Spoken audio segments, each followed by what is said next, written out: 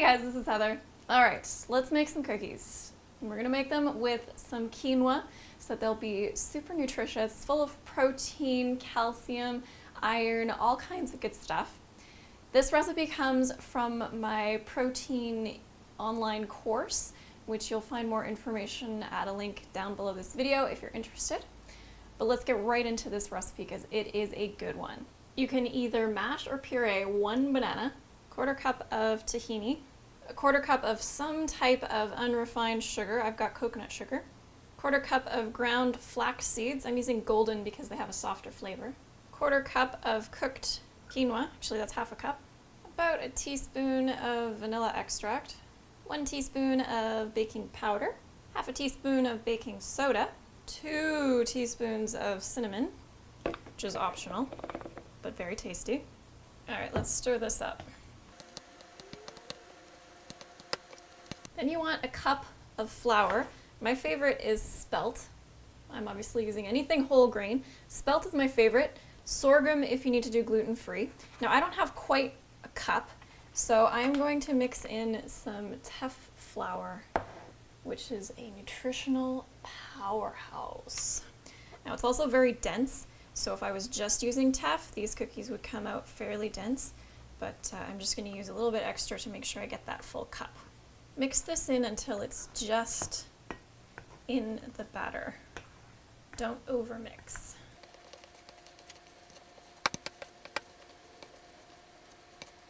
And then I'm going to toss in some dried cranberries. You could use raisins, you could use dates, you could throw in some chocolate chips if you like. What I'm going to do, because I like to be fancy sometimes, is throw in some dried lavender. So tasty. And then you're just going to fold this in. So don't mix it up any more than you have to. Just kind of smush them into the batter. Then you want to line a baking sheet, and I'm using a 1/2 sheet for my toaster oven so I don't have to get my kitchen totally hot. And then just drop spoonfuls, flatten them out a bit, and then pop them in the oven, 350 Fahrenheit, 15 minutes. And if you want to boost the protein content of these cookies even more, you could replace some of the flour with a protein powder. I wouldn't do all of it because it will make a very dense texture to the cookie. Now, I see a lot of people doing this all the time. Now, using protein powder for a cookie does not inherently make it healthy. You have to do things like I've done here, using whole foods, no oils, no refined sugars, and using nutrient-dense foods like the quinoa and the tahini and the dried cranberries. All of those things add nutritional value beyond just protein.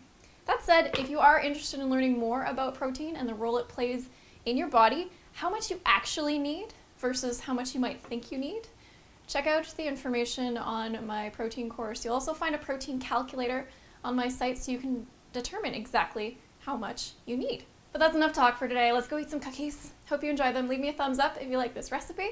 Be sure to subscribe to my channel for new videos every week with vegan recipes and nutrition tips. And leave me a comment down below if you try the cookies and how you like them. All right, talk to you soon, guys. Bye.